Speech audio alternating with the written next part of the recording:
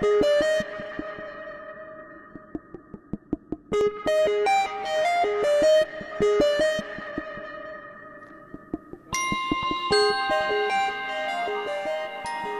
tarda. Això de les llums que t'il·luminen aquest impacte sempre ha quedat allò, una cosa enlluernadora. Escolteu, bona tarda als que heu vingut, bona tarda al Daniel, bona tarda a la Mariona i bona tarda a la Montserrat. Gràcies a la Caixa per permetre'ns fer la segona sessió d'un col·loqui que vam començar amb empreses del segle XXI, Tecnologia, Ciutats Innovadores i Ciutadania. Aquest seria el títol d'aquestes jornades. Per tant, benvinguts. Per la procedència dels convidats farem un mixte castellà, perquè l'amic Daniel ve de Màlaga i se sentirà més còmode parlant en castellà, ¿correcto? Te vas a expresar con más comodidad en castellano. La abuela de mi señora, que es una payesa de Ibiza, no estaría orgullosa del todo de mi catalán. Y no quieres hablar en castellano en la intimidad. Ay, perdón, en catalán en la intimidad. No us deia abans, això? Bueno, ja nos hemos entendido. Ella vive fundamentalmente en Noruega, por tanto, también entonces iremos transitando un catalán-castellano. Bueno, pero para que entiendan... Amb la Mariona farem un welcome. Vale. No, el debate, yo creo que el debate, si me permitís, para ser rápidos y concretos y pasarles la palabra a ellos. Ciudades, tecnología. Entonces tenemos tres realidades. La realidad de un país tecnológicamente avanzado, desarrollado, que es los referentes, si se me permite, mundiales, determinada infraestructura, bienestar, servicios, etcétera, que es Noruega.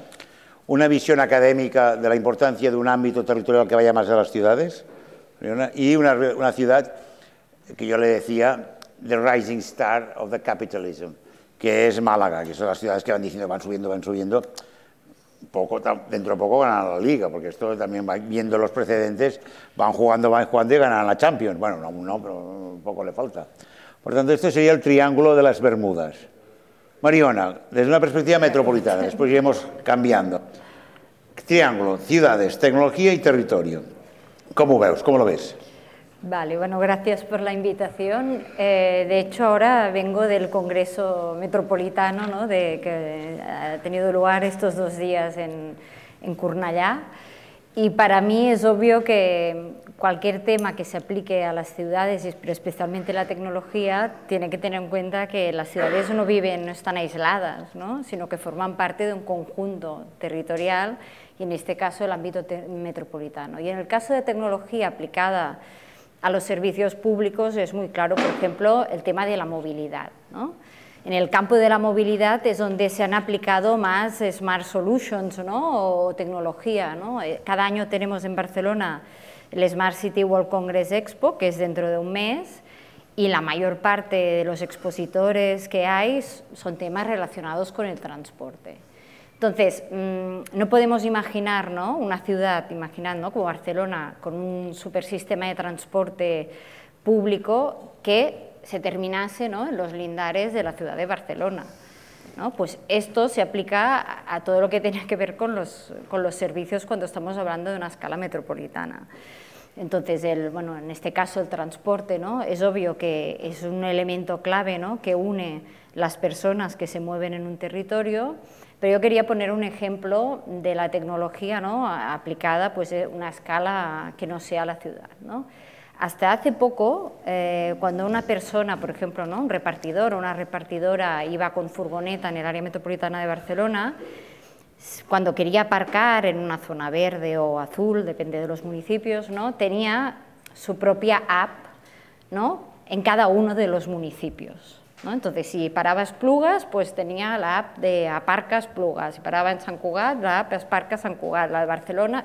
Entonces, estas cosas, al final, son este tipo de lógicas, ¿no?, que dices, bueno, aquí no es smart, o sea, esto no es inteligente, que se desarrolle una plataforma, ¿no?, que integre todas estas aplicaciones. Pues bueno, el área metropolitana de Barcelona, que aquí sí que tenemos un organismo supramunicipal, pues hizo hace, no sé, 2 o 3 años, o 4, ya no sé, porque los años pasan muy rápido, pero hizo esta integración de aplicaciones, con lo cual a una persona que se mueva no es mi caso porque yo no voy nunca en coche, pero que se mueva en vehículo privado por los distintos municipios, pues ya no tiene que ir descargando estas apps, ¿no? Entonces, este es un ejemplo, ¿no? Son ejemplos, pero que marca que cuando estamos hablando de Smart Cities, no podemos tener, ¿no?, ciudad inteligente, que esto luego Daniel hablará más, no podemos hablar de ciudad inteligentes en un espacio que no lo sea, es decir, una Smart City en una área metropolitana que no sea Smart, esto no tiene ningún sentido. Tenemos que pensar en políticas que vayan más allá de los límites municipales, cuando estamos hablando en entornos urbanos, ¿no?, que es básicamente donde se desarrollan por ahora la mayoría de estas tecnologías, porque tenemos los problemas de movilidad, congestión, contaminación, etcétera, ¿no? Básicamente estas tecnologías se están desarrollando en entornos urbanos. Por lo tanto, cuando pensemos en soluciones smart, que tengamos en cuenta también la escala, ¿no?, de esta solución. Daniel, en esa perspectiva que te plantea un poco Mariona, teniendo en cuenta la perspectiva andaluza, por digo Málaga y un poco más allá, y teniendo en cuenta tu también experiencia en los temas de clústeres de ciudades inteligentes, ¿hasta qué punto, más allá de la teoría, ese nivel de aplicación se puede traducir a prácticas reales y no se quede en el punto del proyecto, del programa, del deseo? ¿Lo podemos pasar a la práctica o nos quedamos en el relato? A ver, de una forma un poco contraintuitiva, nosotros, el clúster al que yo represento y que dirijo, que se llama Smart City Cluster, que es una asociación empresarial, vosotros aquí en Cataluña entendéis de eso mucho, habéis sido la punta de lanza de la empresa española toda la vida, y bueno, pues aparentemente podría ser un tema muy de tecnología, pero es al contrario, la tecnología ya está. Lo que nosotros necesitamos es preparar los territorios de una forma que sean capaces de asimilar la mejora, sea cual sea esa mejora, tecnológica o no. Entonces, en el sentido de tu pregunta, ¿cómo podemos nosotros entender hacia dónde queremos ir y si las ciudades pueden asimilar un cambio sin haber hecho el ejercicio primero de reflexionar cómo hemos llegado hasta aquí? Porque muchas veces, aunque bueno, a lo mejor te doy un poco un punto de vista canónico optimista, hay que entender lo que uno es y lo que tiene para entender si lo que cree que quiere es lo que realmente quiere. Perdonadme un poco que haga un poquito así, un poco de papiroflexia con los conceptos, pero creo que es una parte muy importante para evitar que se hagan iniciativas que luego conduzcan a la frustración. Entonces, nosotros tenemos que hacer un análisis previo muy importante para saber de dónde venimos, por qué estamos, qué es lo que tenemos bueno y qué es lo que queremos cambiar, y qué es lo que tenemos bueno que a lo mejor queremos apalancar. Y en ese sentido, la aplicabilidad de los principios que tú me preguntabas, ¿no? Cuando nosotros hacemos acopio de las riquezas que tenemos, count your blessings, ¿no?, le llaman en inglés, y nos damos cuenta de que eso puede ser un factor que podemos utilizar a nuestro favor o que nos lo podemos cargar si lo tocamos de la manera equivocada. ¿Qué es, en base a donde nosotros estamos, donde nos queremos situar? Entonces, en base a esa reflexión, es donde ya podemos empezar a hablar de si necesito tecnología, o si necesito educación, o si necesito liderazgo, o si necesito... ¿Qué es lo que necesito? Porque muchas veces ponemos el carro delante de los bueyes y nos creemos que la solución a nuestros problemas viene de un sitio que no es el que nos va a traer la solución. Nos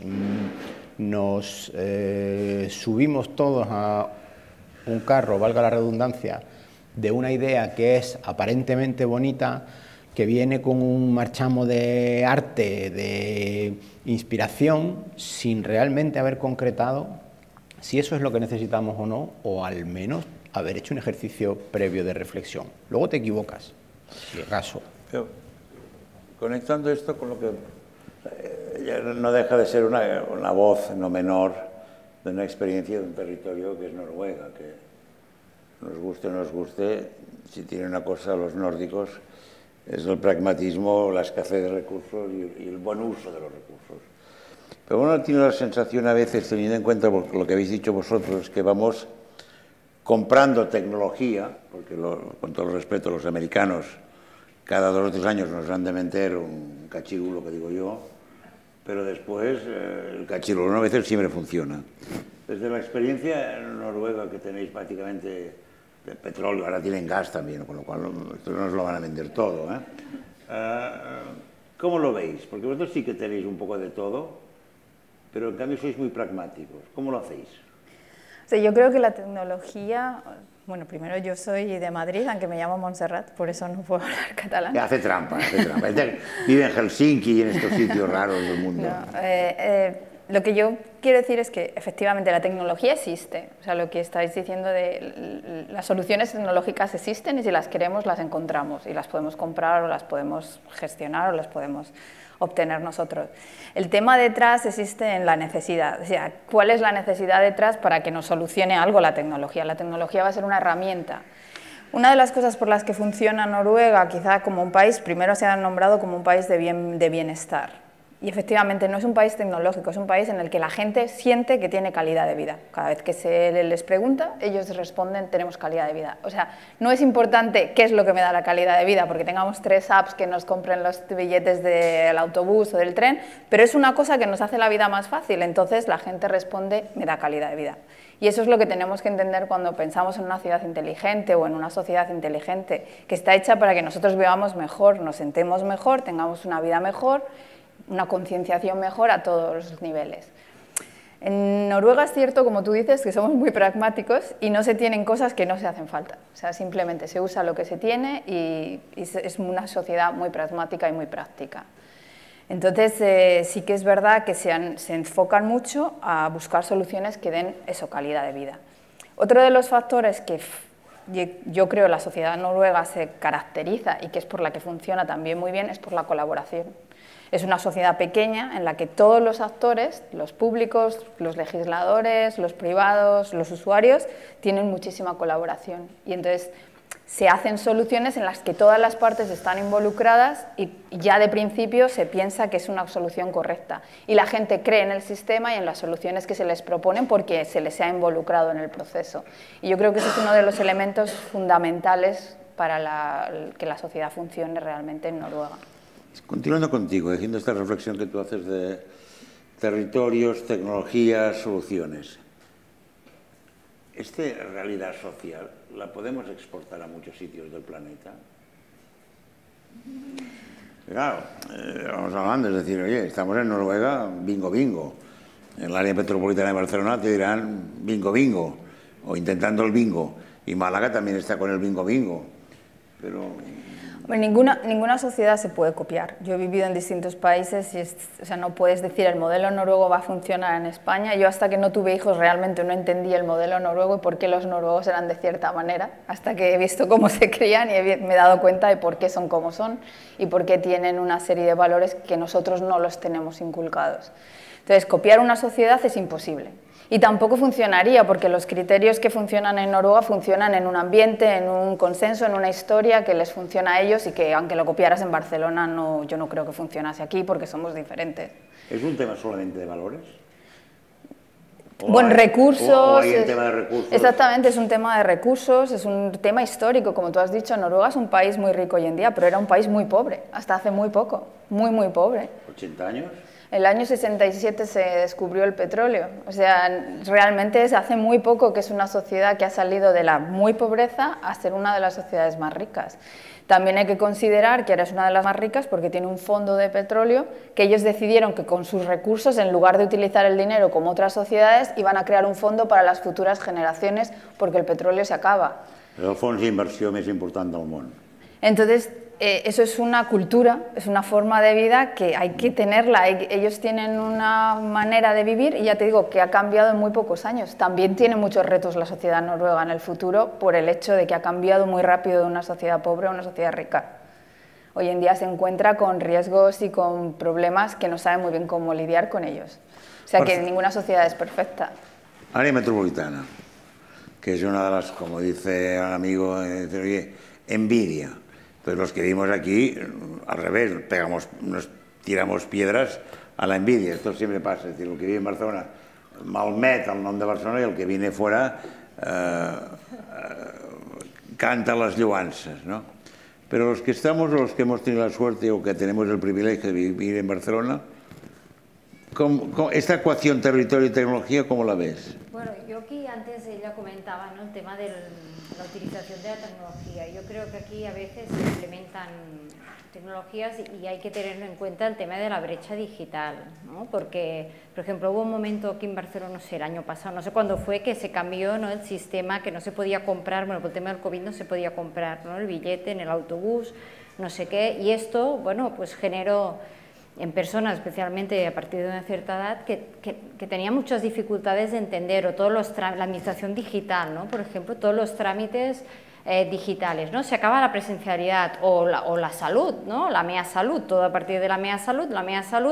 Entonces aquí a veces cuando se aplican las tecnologías también creo que falta este acompañamiento digital, ¿no?, que ahora, ¿no?, los hijos, los niños ahora ya crecen totalmente digitalizados. Nosotros nos hemos adaptado más o menos, pero bueno, claro, la generación anterior no necesariamente tiene esta habilidad. Entonces, bueno, aquí veo que a veces en algunos campos se va muy rápido, ¿no?, y se elimina pues esta parte de acompañamiento, ¿no?, del uso de las tecnologías, y esto es importante no olvidarlo, ¿no?, y para no que se quede una parte pues aislada en este sentido. Es que, curiosamente, en el primer debate que hicimos del coloquio, una de las cosas que surgió al final del debate, y que es parcialmente el que provoca el matiz de esta segunda sesión, es esta brecha digital. Había gente que intervino diciendo, yo tengo una cierta edad y esto no lo sigo.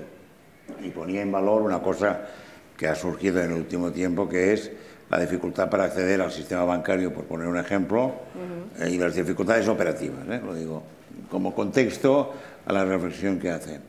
Desde una perspectiva también de un territorio muy amplio, porque ahora podemos hablar de Málaga, pero Andalucía es muy grande y tiene unos territorios, tú antes lo apuntabas en el precoloquio, de una cantidad de ciudades intermedias, lo que en Cataluña llamaríamos las ciudades mitjanas, más espectacular que nos pensamos, y por tanto, o tú conectas o reconectas a estas ciudades o no funciona. Es decir, Málaga o Sevilla o Granada o Córdoba pueden ser los referentes, con mismo que Barcelona, pero hay un segundo nivel. ¿Cómo lo veis? ¿Cómo lo estáis desarrollando vosotros?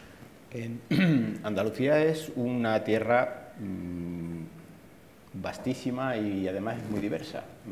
Siempre cuando vamos al extranjero explicamos, ¿esta Andalucía qué es? Pues mire usted, son 8 millones de habitantes, pero es que es como Austria, de grande, o como el Benelux, ¿no? ¿Tan grande o como el Benelux? Es muy grande, es enorme. Pero es que además tiene muchas realidades diferentes, porque tiene una cordillera, pues igual que casi, no tan ancha, pero de alta igual que los Pirineos, que parte, ¿no? El Mulhacén es el pico más alto de la península ibérica, y luego además tiene un eje vertebrador que es el Guadalquivir, que además trae pues riqueza de fertilidad de tierras, pero además trae unos condicionamientos del clima, porque en verano entre junio y octubre allí no se puede estar, porque no se puede estar, literalmente. Se vienen para aquí y nosotros nos vamos para allí. Hay que huir. Se les llena de noruegos. Exacto, noruegos, la tienen de noruegos, y los barceloneses o los catalanes vamos para allí. Los tengo todos yo en Haremos un acuerdo después, ¿no? Efectivamente. Pero sí es cierto que, igual que pasa un poco con el área metropolitana, son realidades muy diversas que hay que gestionar todas. Esto, al fin y al cabo, es un problema de gestión de la diversidad. Y cuando estamos hablando de brecha digital, estamos hablando de un problema de gestión de la diversidad, porque es la diversidad en la destreza o en la capacidad de la utilización de las tecnologías para una cosa. Pero es que cuando tú tienes un procedimiento municipal imagínate unas ayudas que se dan a unas personas que en un contexto son desfavorecidas, se dota una partida presupuestaria, se intenta que eso cubra porque tiene un fin, te has guardado el dinero para eso y esa subvención se te queda desierta porque la gente no sabe pedirla o no sabe que existen, la gente está jodida y el problema que tú querías resolver no lo resuelves. Eso es una tragedia, eso es un problema de gestión de la diversidad que es muy importante acometer cuando tú hablas de la aplicabilidad de las soluciones que tenemos. Ahora haremos otro debate que lo recuperaremos después en la colaboración público-privada, porque este es otro debate, digamos, que doctores tiene la Iglesia y no sé si es el cardenal. Pero cuando tú dices aplicabilidad, y el área metropolitana es densa demográficamente y por tanto se entiende, pero hay dos ejemplos correctos. Noruega, que es huge, y Andalucía también es huge, ¿vale? Son inmensos. Noruega es más grande, el área metropolitana de Barcelona es más compacta. Para llegar al pueblo, digamos, que nadie sabe cómo se llama, ¿qué hay que hacer? ¿Cómo llegamos? ¿Cómo llegamos para no despoblar Andalucía y Noruega? Que son los debates que en este momento se supone que tenemos oficialmente en algún sitio de España. Es decir, la transformación tecnológica puede ayudar, sirve, es útil o es un eslogan. La transformación tecnológica te cubre una parte. Te cubre la parte del conocimiento y la información, te cubre la parte soft. Luego hay una serie de servicios, que son servicios materiales que se prestan, que tienes que dotar y que están además sometidos a la decisión subjetiva de si alguien se queda o no se queda en un territorio que es la fuente de la despoblación, ¿no? Es decir, el territorio no lo despobla nadie, lo despobla el que se va, o no, lo despuebla, mejor dicho, el que se marcha, ¿no? ¿Pero por qué se marcha? Sí. Y ahora le hago la pelota. ¿Por qué se marcha en Noruega? No sé, yo ahí estoy un poco en desacuerdo contigo, porque yo creo que la tecnología justamente puede ser una solución a la del despoblamiento, porque ahora mismo, después de la pandemia en España, se ha cambiado mucho el teletrabajo. En Noruega ya existía, no al nivel que existe hoy en día, pero ya existía, y uno de los principales elementos para que el teletrabajo funcione es la confianza. O sea, Noruega era un país con muchísima más confianza en sus trabajadores, en las que si un trabajador trabajaba desde lejos, te puedes ir perfectamente. Aquí era un elemento que en España no estaba aceptado y desde luego yo veo que ahora, de la gente que yo conozco, hay muchísima gente que trabaja desde casa, se le permite, funcionan bien las empresas y la gente funciona. Eso ha hecho que mucha gente se pueda volver a lugares donde antes no quería vivir, por ejemplo en Madrid, en la zona donde soy yo, mucha gente se ha ido a vivir a la sierra, a pueblos más lejanos, que bajar todos los días a Madrid no era actual, pero bajar de vez en cuando, ¿por qué no? Funciona perfectamente. Área metropolitana. Claro, aquí hay dos temas. Uno, el tipo de trabajo. Claro, no todos los trabajos se pueden hacer desde casa, entonces aquí ya es un segmento de la población. Y después es que lo que nos da el entorno urbano va más allá del trabajo. Es decir, tú puedes tener un trabajo 8 horas que estás todo el rato en el ordenador, luego ¿qué buscas? O sea, ¿qué más haces, ¿no? En tu tiempo libre? Entonces, si eres una persona que sea amante de la naturaleza, del deporte... Noruega es fantástico. Claro, y que te encanta... Ya lo hemos intuido la referencia. Claro, salir y irte a un parque natural o hacer no sé qué bici... No sé, Zona franca genial. también, la zona franca también. Claro, pero si tu ocio es más salir a tomar algo con los amigos, ir al cine, al teatro, no sé qué, pasear por la ciudad con todas las... O sea, las ciudades son vivas, ¿no? Esto es lo que tiene al final el entorno urbano, la espontaneidad, ¿no? Las cosas, ay, mira, aquí ahora música, ahora no sé qué, no es esto lo que, si la gente que vive en ciudades y le gusta, es esto lo que le gusta. Entonces, sí, hay un tipo de trabajo que permite el teletrabajo, pero dos, es qué estilo de vida quieres. Entonces, yo creo que si se vuelve a... No estoy muy segura que el tipo de gente que puede hacer teletrabajo sea el tipo de gente que se va a ir a un pueblecito perdido de, no sé, de los Pirineos aquí y va a quedar trabajando. Pero ahora haciendo el alma un poco caricatura, y permítanseme el juego. Y en esto, repito la caricatura, pero Andalucía siempre ha sido esta doble alma del trabajo y la fiesta, y por eso esto. ¿No crees tú que vamos a una sociedad, en esta mixtura de presencial y virtual? Es decir, la gente necesita, valga la expresión, tocarse, pero al mismo tiempo puede permitirse teletrabajo, y en esto Andalucía eso es un gran positivo ejemplo. ¿Cómo articulas este relato con el territorio? ¿Cómo articuláis este trabajo con los municipios a 30, 40 kilómetros de las capitales de Andalucía? A ver, efectivamente, no todos los trabajos son teletrabajables, por decirlo así, de alguna manera, ¿no? Como ha dicho Policía, Mariona, seguridad, educación, sanidad, etcétera. Hay muchos que además tiene que ver con la prestación de servicios, que además cuestan un dinero y evidentemente todo el mundo sabe, y además hemos vivido toda la vida sabiendo que en las capitales hay más oportunidades para muchas cosas que en los lugares remotos, ¿no? Eso lo sabe todo el mundo y además en el fondo es una decisión personal.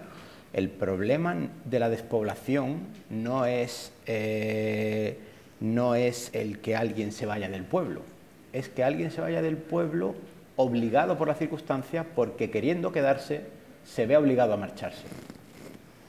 Entonces, aquí hay un debate abierto al cual yo no tengo la respuesta y además cada uno tendrá su opinión y todas son exactamente igual de válidas, de hasta qué punto, donde se pone el límite entre donde un cierto servicio público se puede prestar a menos de X metros, minutos, horas de un tal. Y luego eso se mete en una coctelera de indicadores, que además aquí en Barcelona sabéis mucho porque la certificación del urbanismo ecológico con sus 8 dimensiones y 52 indicadores de Salvador Rueda, lo dice en un libro de 600 páginas que es la envidia de todo el mundo. ¿Cuál es la configuración óptima de la prestación de los servicios al ciudadano?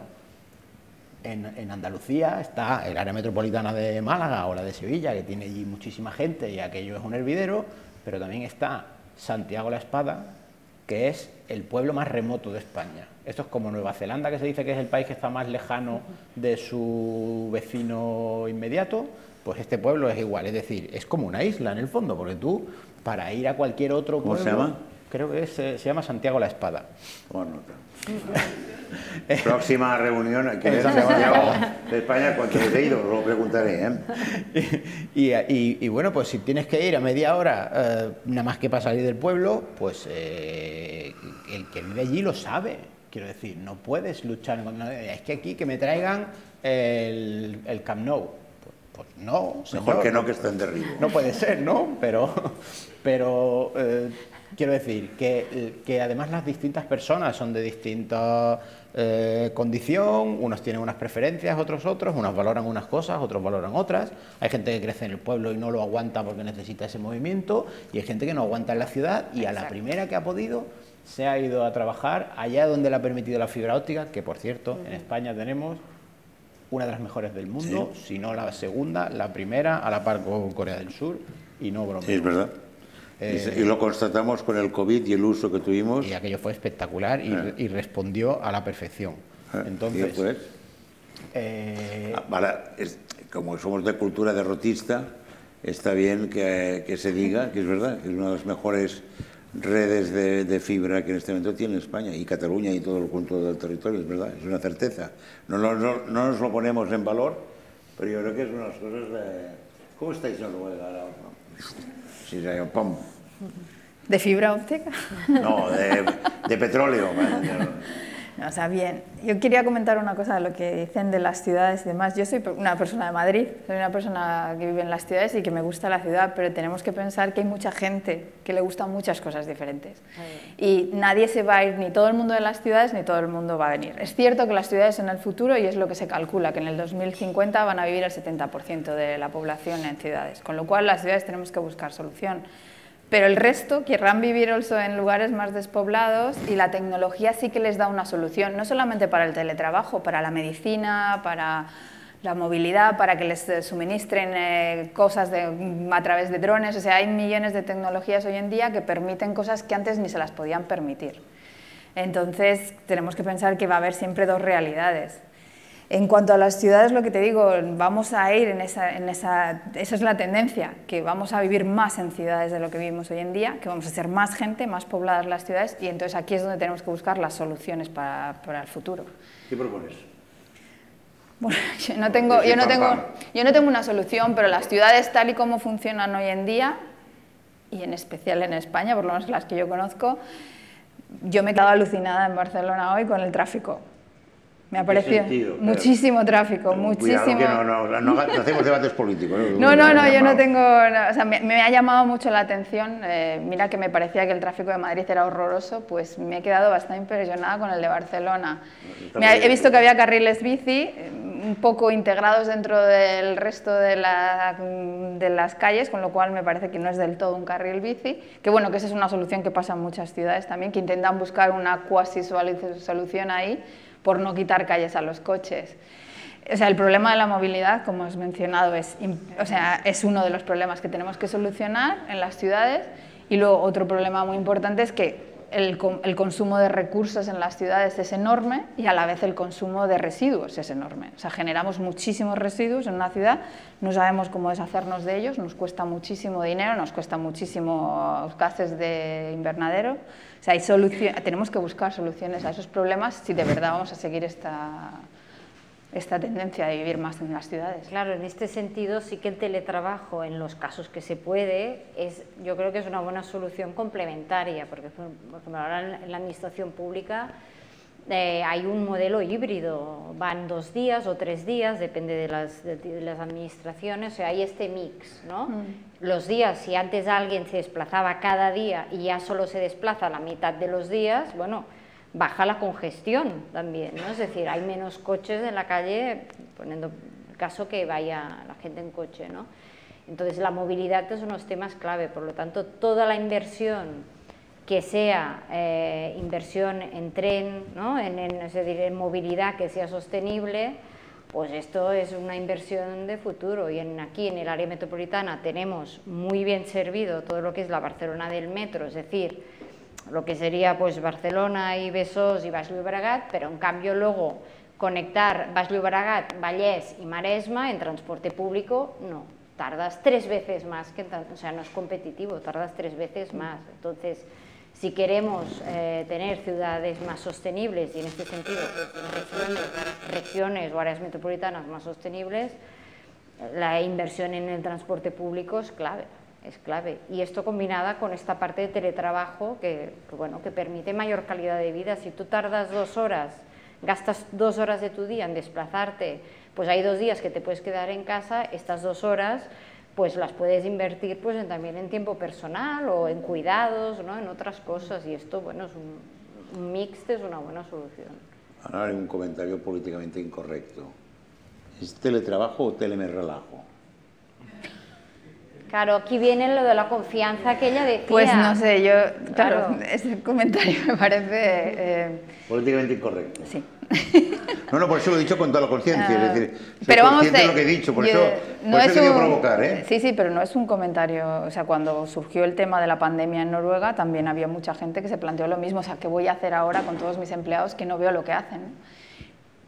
Pues como dije yo, pues lo mismo que hacen todos los días, y es que la gente tiene muy claro lo que tiene que hacer, lo sabe hacer, y el que tiene que ir a la oficina porque tiene dependencia de sus compañeros o otras cosas lo hace, y el que no, porque habrá días que no te haga falta estar con nadie, pues lo puedes hacer desde tu casa. Yo no soy muy partidaria de obligar a nadie 2 días, 3 días, he oído muchas cosas aquí en España de tienes que venir 2 días, tienes que venir 3, yo creo que lo que hay que hacer es generar el valor dentro de la oficina para que la gente tenga necesidad de vez en cuando de ir a ver a sus compañeros o de recibir una serie de valores o de información o lo que sea en la oficina que te dé ganas de ir. Cuando estamos mirando en las ciudades, la aglomeración, hay una cosa que juega a nuestro favor, que es el denominador. Yo soy ingeniero y muchas cosas las hago haciendo cuentas, ¿no? Cuando tú tienes un consumo o tienes una utilización de recursos y tienes muchas personas, cuando divides por muchas personas te sale un número más pequeñito. Y es una cosa que se llama per cápita. ¿Sí o no? ¿Sí Bueno, o no? ahora sí. ¿Podemos estar de acuerdo en eso? Parecería que sí. Ahí diríamos que sí, ¿no? Hasta Entonces, aquí sí. Si lo devaluamos más y está lo segmentamos más, ya no sé cómo acabar per cápita. La famosa curva invertida del 1 partido por X de decir, oye, el urban sprawl, ¿no? Ni la densidad de las ciudades del sudeste asiático, de esos high-rise de 5.000 personas por bloque, ni Houston, el modelo de una casa por tal y que tienes que coger el coche para ir a la casa de tu vecino. ¿Por qué? Pues porque recoger la basura, llevar tuberías, la infraestructura de luz, la del gas, la de no sé qué, es carísima por habitante. Estamos hablando de pura inversión. Estos son números tozudos, ¿no? Es decir, las ciudades, vuelvo otra vez, lo siento, ¿cómo hemos llegado hasta aquí? Quiero decir, las ciudades no son un invento del maligno que alguien pensó, vamos a hacer algo para joder la vida a los demás. Es que nos hemos organizado de esta manera porque entre unos cuantos nos salía más barato. Entonces, nos hemos puesto de acuerdo para hacer calles y decir, oye, pues si entre todos pagamos la tubería del gas, para mi bloque nos sale, me lo puedo permitir, vamos allá. Y así sucesivamente, ¿no? Entonces, al final, eso me permite prestar, que es a donde quiero llegar, más servicios a más personas. Y al final, si ese modelo trata de proteger un poco al conjunto de todos, porque en algunos sitios estará mejor y en otros peor, estamos haciendo un mejor uso de los recursos que ponemos entre todos y podemos sacarle más partido si lo diseñamos adecuadamente. Esto no es una cuestión de tecnología, sino es una cuestión puramente de diseño. Entonces, ajuste fino. Esto es más de calma y de ponerse a pensar antes de ponerte a hacer cosas. Pero ahora en esta lógica que dices tú de reflexión, de una cierta perspectiva, de no ir corriendo aceleradamente, ella planteaba el ejemplo de movilidad. Ella ponía también ejemplos de movilidad, ponía ejemplos de teletrabajo, etc. Si ahora desde la perspectiva de ciudades tuviéramos que poner las líneas, ¿cuáles deberían ser? Prioridades, no digo no te pido el orden, pero movilidad está claro. Podríamos poner salud, podríamos decir, ¿cuáles serían desde tu perspectiva esos ejes que en una perspectiva de ciudad tendrían que ser un must, una obligación, un deber, una necesidad? Ahí, movilidad ya ha quedado claro que este es uno. Sí. Pues puedes hacer un compendio de los elementos más básicos que componen cualquier indicador de calidad de vida, los cuales están la calidad del medio ambiente, normalmente calidad del aire, del agua. ¿Cómo los controlamos? Porque esto, aquí en Barcelona también vamos todo el día con la zona de bajas emisiones, pero esto es muy bonito decirlo, pero la práctica, en términos de la ecuación tecnología, calidad del aire y el uso y la vida cotidiana, a mí no me lo han explicado aún. A ver, aquí tú puedes atacar dos grandes Algo de áreas. provocador, ¿eh? No, por supuesto, y además la respuesta no puede ser más provocadora porque es que además estás tocando en el elefante de la habitación. The elephant in the room, que tú también sabes que muchas veces no se puede hablar. Oiga usted, estamos intentando a lo mejor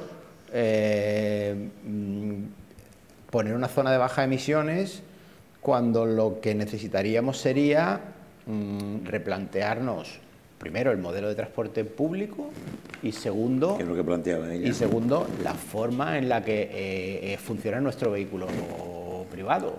Eso al final yo no puedo decir, porque lo desconozco, no conozco la industria del automóvil hacia adentro, pero como usuario yo soy una persona que en alguna ocasión en su vida se ha comprado un coche y he visto que ha dejado de bajar la curva del consumo de los coches y la tecnología no suele pararse así de frente, ¿no? Así porque sí. Entonces, a lo mejor es que estamos echándole la culpa a la zona de bajas emisiones cuando es que creo que Macron fue una vez que tuvo una intervención que dijo, oiga usted, es que esta gente está haciendo lo que le hemos pedido. Y le estamos dando este coche que es cuando va a la tienda el que hay, pues se compra el coche que hay. Y es que cuando la gasolinera, pues echa la gasolina, ¿por qué? Porque vive en no sé dónde, tiene 4 niños y si no, pues no le sale viable. Estamos aquí estableciendo una zona de bajas emisiones que al final puede que genere más frustración que otro tipo de cosas. Y encima además le estamos creando mala conciencia porque le estamos diciendo que la culpa es suya. Oiga usted, yo hago lo que puedo razonablemente dentro de bajas emisiones, movilidad, hotels. Señora... Bueno, yo creo que aquí, ahora vuelvo con la movilidad, pero es que yo creo que hoy en día, hablando de esto, como lo que le damos más valor actualmente es al tiempo, ¿no? O sea, damos más valor a lo que yo tardo en ir a un lugar que no las emisiones que estoy generando. Hasta que no cambiemos este paradigma y digamos, no, es que yo tardo 1 hora y cuarto en ir en tren a tal lugar, pero soy consciente que estoy emitiendo, ¿no? No sé, un 10%, un 1% de lo que emitiría si voy en transporte público, no cambiará nada. Y como no tenemos esta conciencia, porque lo que marca es el tiempo, y el tiempo es oro, y todo el mundo es el tiempo, así no vamos a cambiar. Porque lo más importante es lo que yo tardo en ir de un lugar al otro. Noruega. Yo creo que nadie se va a poner a contabilizar. A una persona normal no la puedes pensar que va a ir pensando cuánto CO2 estoy gestionando para ir a recoger a mis hijos al colegio. Lo que tienes que plantear es cuáles son las consecuencias de que exista mucho CO2. Tú has hablado de la calidad del aire. O sea, si queremos vivir en ciudades que nos provocan enfermedades, los niños con más asma, gente con muchas enfermedades respiratorias, pues vete con el coche a todas partes otra vez. Pero vamos, si queremos pensar que queremos vivir en una sociedad en la que no nos genere ese tipo de problemas, tenemos que empezar a buscar soluciones. En el tema del coche, una referencia a Noruega, yo vivo en la ciudad que más parque eléctrico tiene del mundo. Bergen es la ciudad con mayor número de coches eléctricos. Yo personalmente tengo un coche eléctrico y un híbrido, para cuando tenemos que hacer viajes un poco más largos. Y es una ciudad, o sea, es un país con mal clima, se necesita calefacción, las distancias son largas. O sea, si se puede hacer en Bergen, estoy segura que se puede hacer en Barcelona, en Madrid, en Sevilla, en Málaga y en todas partes. Lo que pasa es que tiene que existir una conciencia social. También tiene que existir unas subvenciones. O sea, el modelo de Noruega por el cual ha sido el mejor es porque creó unas subvenciones fuertísimas a comprarse un vehículo eléctrico. También es carísimo comprarse un coche normal. El doble que en España, cualquier coche. Es decir, cualquier persona que quiere tener coche le graban de impuestos porque eso es un lujo. Entonces, te quiero decir, es que hay políticas que pueden ayudar a que las decisiones que la gente no está muy segura te ayuda a que bueno, pues es que a lo mejor me lo pienso 2 veces, cojo el autobús. Una pregunta, en Noruega, que es un país relativamente pequeño en su tamaño, ¿para ir a determinados municipios puedes ir en transporte público o necesitas transporte privado? No, puedes ir en transporte público. En donde yo vivo, que es la zona de los fiordos, no solamente tienes que utilizar un autobús, que a lo mejor tienes que utilizar un autobús y un ferry y luego otro autobús para ir a otro lado. O sea, y están conectados. Una de las cosas que tú has comentado, tú te compras un billete electrónico y eso te vale para todo, incluido el coche. Si lo tienes que meter en un ferry, todo va dentro del mismo sistema. Y son diferentes empresas. Volvemos un poco a la colaboración. Tiene que haber una colaboración entre los proveedores de transportes públicos para que entre ellos, cómo ellos arreglan el tema económico no es importante para el usuario, pero tú como usuario puedes saber que te montas en el autobús y que vas a llegar a donde tengas que llegar, aunque tengas que cambiar 3 veces de medio de transporte. Jordi, te pongo un ejemplo, un caso verídico. Todos han sido verídicos hasta ahora. Un caso verídico. Pero ya pensaba que estábamos diciendo alguna falsedad. Concreto, lo he leído en el periódico, no he auditado. ¿Qué periódico? Cuentas, Entonces sí que es una falsedad. Pero lo he leído en el periódico. En Málaga, hace unos años, se inauguró el metro. El metro. ¿Cómo quiere decir? El metro, que no hay uno. El metro, hay 2 líneas de metro. Ah, bueno, entonces son los metros. El metro, de no tener metro a tener metro, el metro.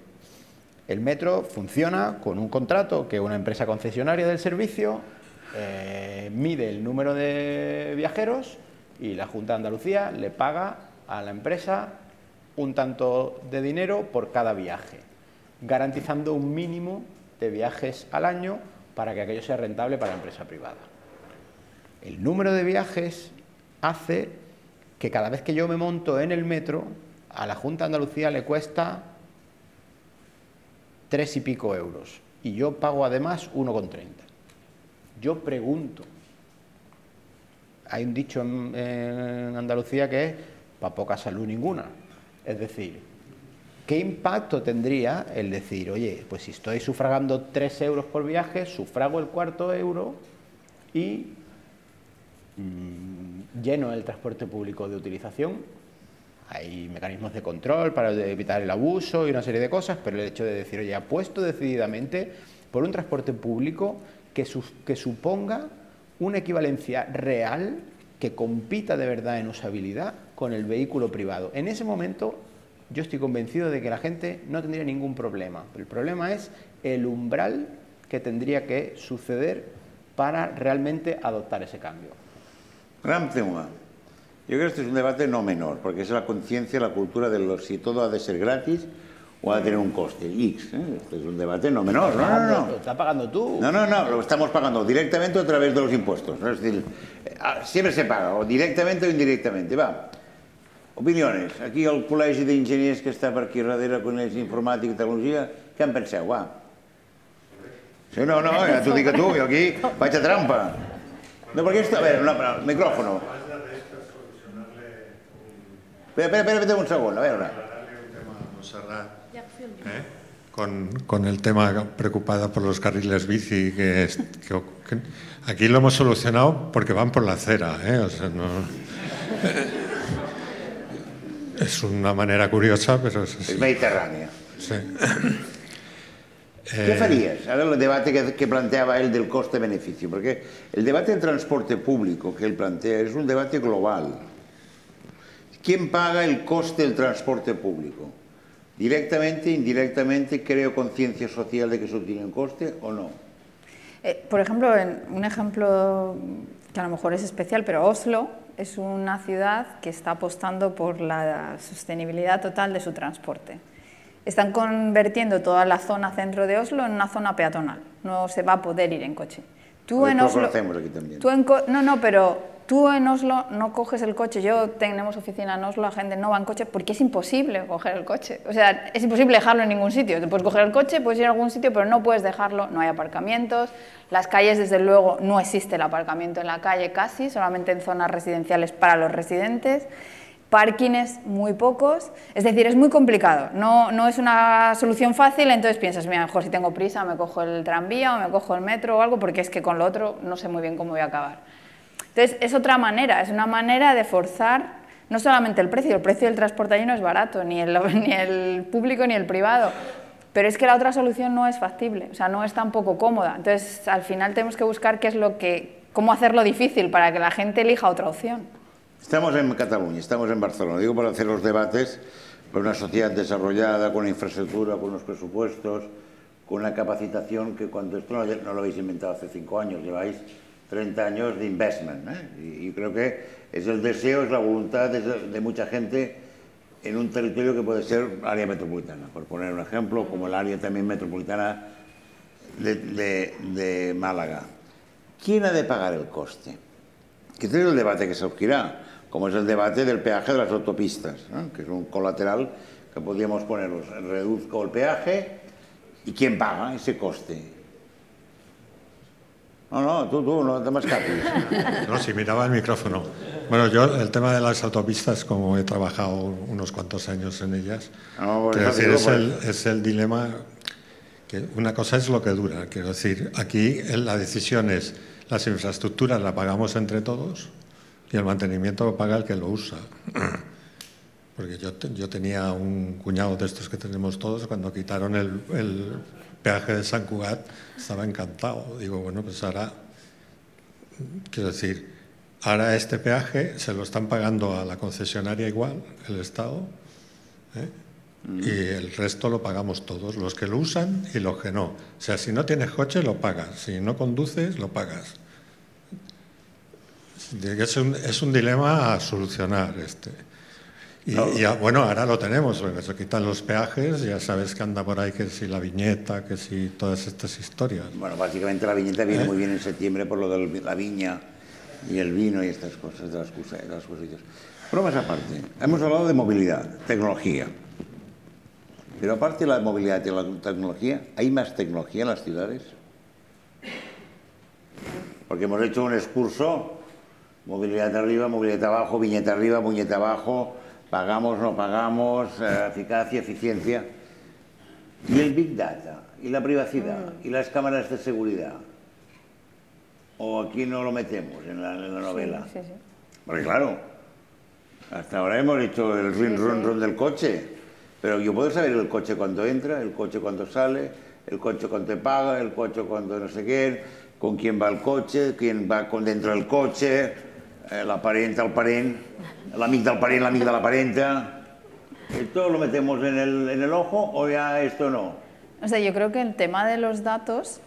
Lo digo porque si no hablamos de tecnología parece muy efectivamente friendly. es una de las cosas más importantes, pero justamente el tema de los datos y la accesibilidad a los datos hoy en día, la cantidad de datos que se pueden gestionar y analizar es enorme, una cosa que no teníamos anteriormente, de una manera relativamente, un coste relativamente asequible. Eso nos permite tomar decisiones muchísimo mejor que antes. Antes se tomaban decisiones basadas en suposiciones, en ideas, Ahora tenemos datos reales que en poco tiempo se pueden comprobar efectivamente cuántos coches realmente pasan por una calle, cuántos coches hacen un trayecto mayor de X, cuántos coches van solos, cuántos coches realmente van más de una persona. O sea, hay muchos datos que nos pueden ayudar a buscar tecnologías que de verdad nos solucionen los problemas que tenemos.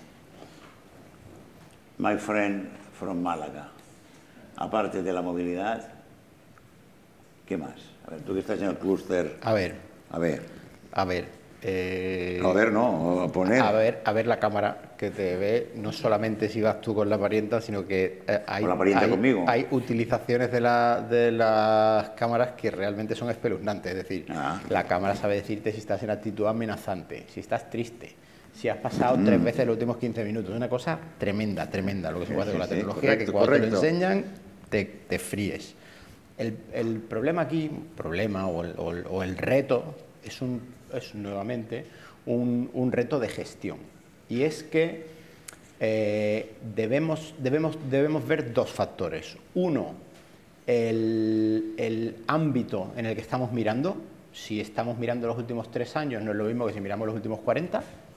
Y el segundo ámbito es cómo la regulación sigue más o menos de cerca a la innovación. Es decir, cuando ha llegado el patinete, pues ahí hubo una inundación de patinetes y al tiempo ya empezaron a salir ordenanzas municipales, pero claro, una ordenanza municipal en una cosa que es una ciudad, que tiene unos procedimientos que son de la era X, la que sea, pues usted, para determinado método garantista en el que se protegen los derechos, se consulta a no sé cuántas mesas y se le da la oportunidad de que hable, se somete a información pública y todas estas cosas que ya sabemos, pero porque es un derecho, quiero decir, que es que, ¿de qué manera lo vas a hacer? Puedes decir, no, por tal, el que no tenga certificado digital, ¿qué hace? ¿No vota? O el que está trabajando hasta las 10 de la noche no se ha enterado, ese también lo excluyes, quiero decir. Es un problema de gestión de la diversidad también. ¿Cómo tú puedes hacer una regulación que al final meta eso en cintura? Y eso requiere de tiempo, destreza y voluntad política. Y esas 3 cosas son imprescindibles. Porque no hay ninguna duda de que si tú quieres, al final los datos que se pueden obtener y los que no están controlados. Pero tienes que querer y tienes que poner los mecanismos y tienes que enforcearlos, como dicen los ingleses. Tienes que perseguirlos y asegurarte de que se cumplen. Bueno, esto es otro debate, pero fíjate, tenemos, bajo el paraguas de Smart City, tenemos Smart City, Big Data, el Computing, la Intelligence, la sensórica, etc. ¿Quién controla todos estos datos? Bueno, este es uno de los... Pues claro, se supone que aquí el ayuntamiento, menesteroso él, dedicado él, con ganas, quiere hacerlo. ¿Lo controla el ayuntamiento, comunidad autónoma, provincia, estado, o lo controlan las empresas? ¿Qué pasa en Noruega? Pues ya puedes comenzar a pensar. En Noruega existe un sistema totalmente diferente a España en eso. Y existe desde hace por lo menos 22 años que yo llevo viviendo allí. Cuando yo llegué y te inscribes en un registro, automáticamente todas tus cosas se actualizan. Todo está conectado. Si alguna vez te casas y cambias de nombre, que ahí es uno de los problemas que tenemos los españoles, se te cambia automáticamente, al día siguiente te llega la tarjeta del banco, el carnet de conducir cambiado, o sea, no tienes que ir a 200 sitios a informar a gente. O sea, existe un sistema mucho más conectado, es un país mucho más pequeño. Yo he vivido también en Singapur, de un tamaño similar, 5 millones de habitantes, un poco similar, funciona todo conectado y tal, entonces el tamaño afecta. La historia de este país mucho más larga y a lo mejor instituciones mucho más segmentadas. Pero eso es un elemento muy importante para los datos, el que existiera una zona centralizada donde los datos se gestionaran en un solo lugar. Por tanto, público. Y público. Pero el problema de los datos, para tener valor, es que tendríamos que tener acceso a los datos privados. Yo me dedico al tema de los edificios y uno de los mayores problemas para la eficiencia de los edificios es que los sistemas entre sí hablan diferente, no hablan los mismos. Los datos no se pueden gestionar, no puedes leer de unos servicios a otros, tendrían que ser todos los datos abiertos, muchas empresas no están interesadas en dar sus datos. ¿Por qué? Por temas competitivos, que mantener su mercado. Entonces ahí entran los temas legislativos. En Noruega, por ejemplo, se está legislando para que sean los códigos abiertos, para que ciertas cosas... O sea, tiene que haber una fuerza exterior que los obligue a que esos datos sean abiertos para que de verdad generen valor, porque los datos como tal no tienen valor si no pueden ser correlacionados con otros datos. Claro. Área metropolitana. Bueno, aquí hay datos que son privados, que son de empresas privadas, pero luego los ayuntamientos tienen todo lo que se llama el Open Data. ¿Se ha compartido el Open Data municipal? Bueno, esto yo os animo porque yo con mis alumnos hago este ejercicio porque, bueno, en un curso que no solo alumnos de ella, pero... No, pero les hago ir a las webs de los ayuntamientos y que accedan, ¿no?, al Open Data, ¿no?, y también las políticas de transparencia, ¿no?, hay las dos cosas. Entonces tú, por ejemplo, vas al Ayuntamiento de Barcelona, ¿no?, que es el más grande y además están en una cosa que se llama el City Protocol y que ha liderado todo el tema del Open Data. Entonces tú tienes allí realmente muchos datos ordenados por tipologías, yo que sé, temas de contaminación o uso de...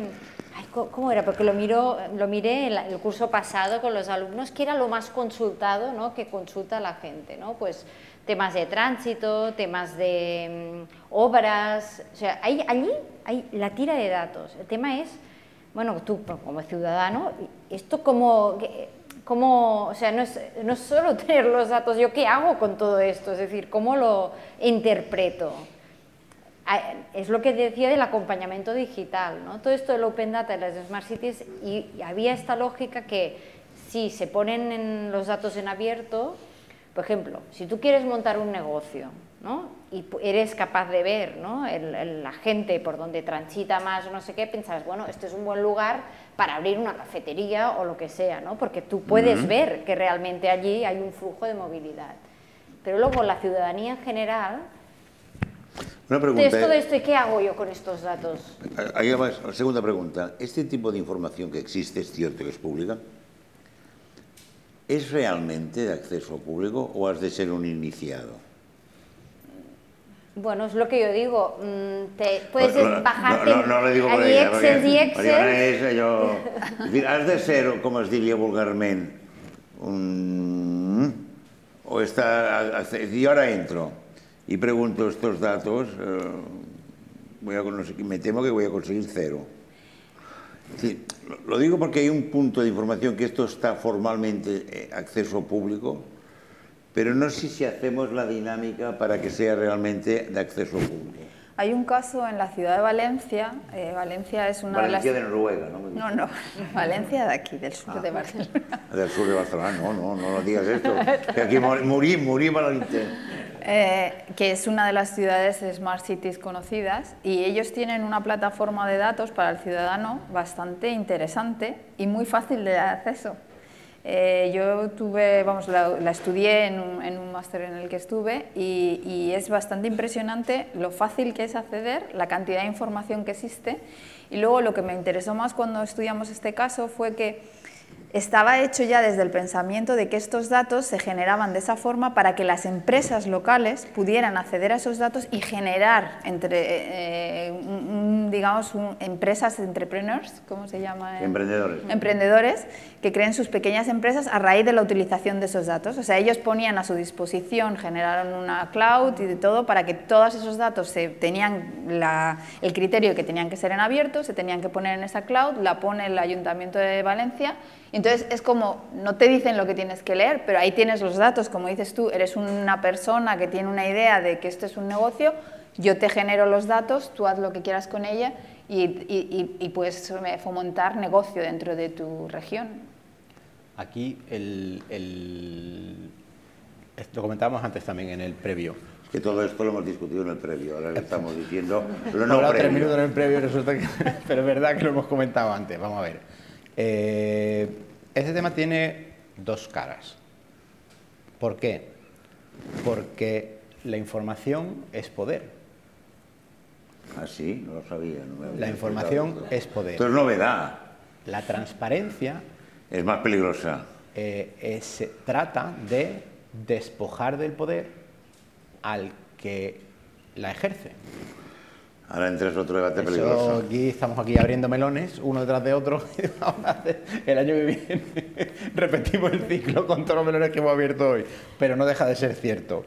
La transparencia, al final, si tú tienes un alcalde que vive de la información que tiene y pierde ese poder, porque está obligado a una transparencia, ¿hasta qué punto al administrado lo estás gestionando de cara a la galería? Porque estás diciendo que estás haciendo una serie de cosas, pero luego en la realidad te conformas con que tú tienes publicado un portal de Open Data fabuloso, pero tiene que tener un hijo experto en Visual Basic y tablas dinámicas de Excel para empezar a poder mirar alguno, ¿no? Y enterarte de lo que sea.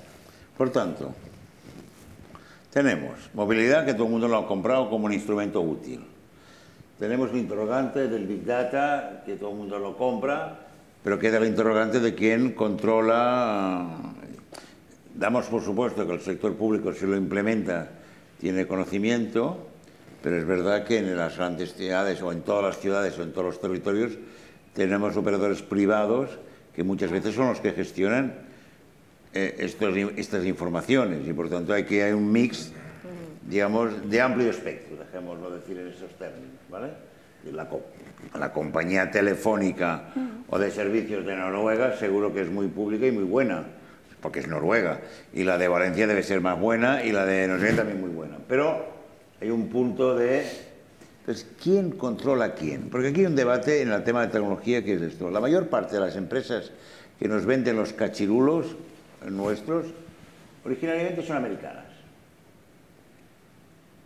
¿Sí? Hay mucha tecnología europea. ¿Ah, sí? Bueno, esto es nuevo, porque nosotros habíamos pensado que todas eran básicamente americanas. No, bromas aparte. Aquí tenemos dos mundos. El mundo americano y el mundo chino. O asiático, sí. Yo digo chino por simplificarlo. ¿Europa tiene rol en este territorio? Tú has planteado, a lo mejor es europeo. ¿Tiene rol objetivo Europa para crear industria tecnológica propia? Bueno, ahora no hagamos... Yo no creo que sea la persona que más sepa de este tema, a lo mejor Santiago sabe, o sea, Daniel sabe más, pero yo creo que Europa tiene tejido tecnológico. ¿Tiene o tenía?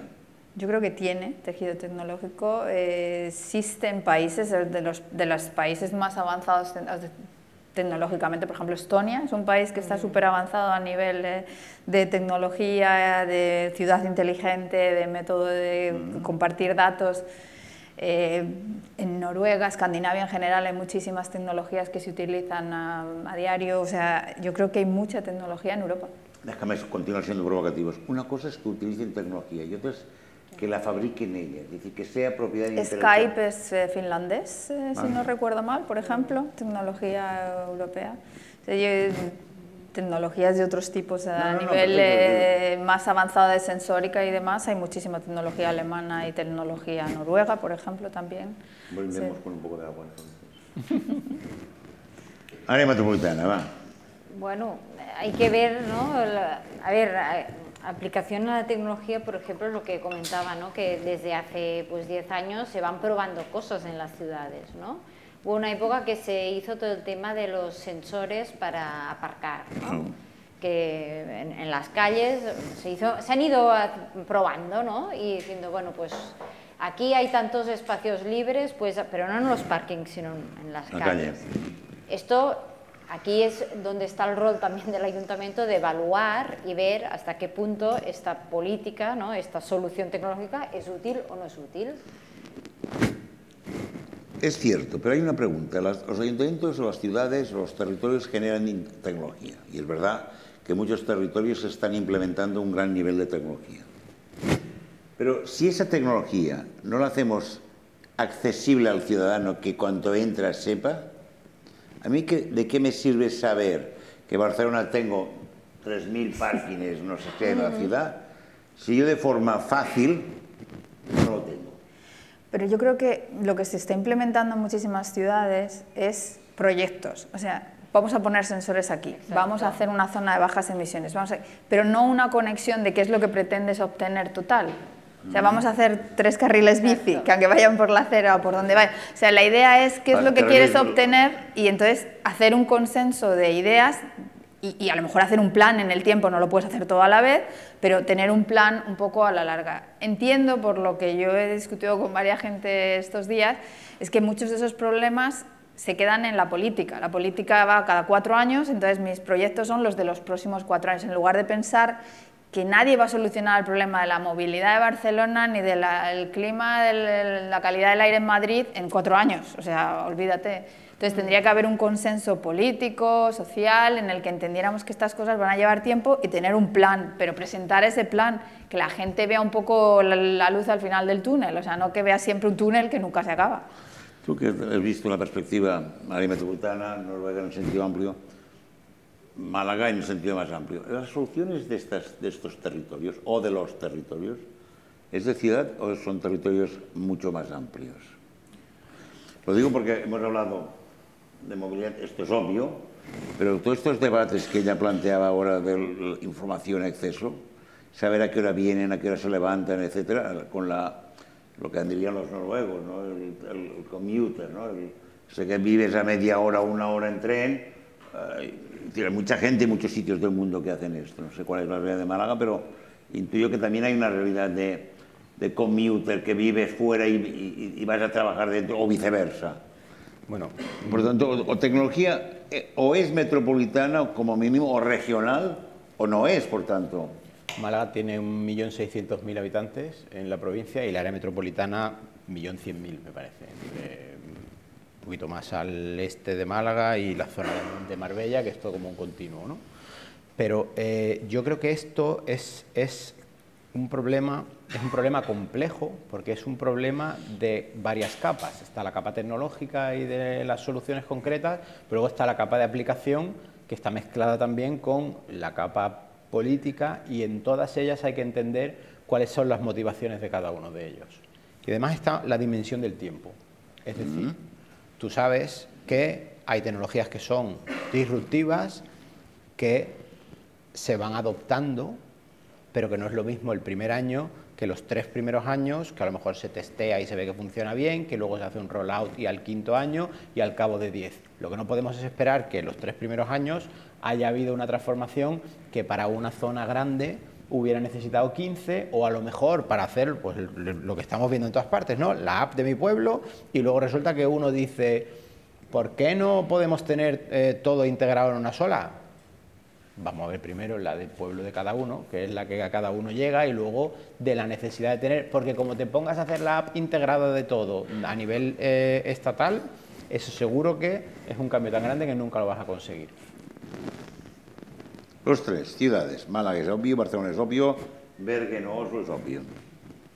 Pero en ese desarrollo territorial, área metropolitana, ¿todo el mundo tiene el mismo desarrollo tecnológico? No, esto he empezado por el inicio diciendo esto. Por tanto, los Sant Climent de Llobregat, por poner un nombre que se me acaba, porque tenían las tarifas famosas, no es por nada más. ¿Qué?